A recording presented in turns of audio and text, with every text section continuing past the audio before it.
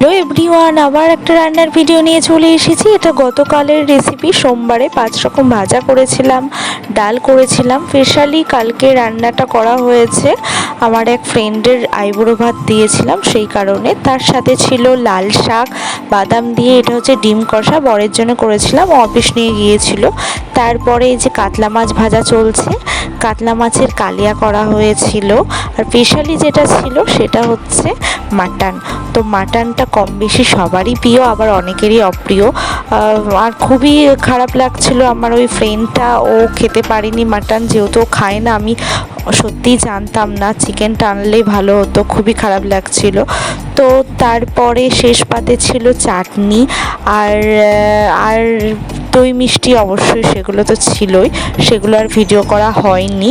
তো ভিডিওটা যদি ভালো লাগে অবশ্যই চ্যানেলটাকে সাবস্ক্রাইব করো আর লাইক কমেন্ট করতে ভুলো না। টাটা।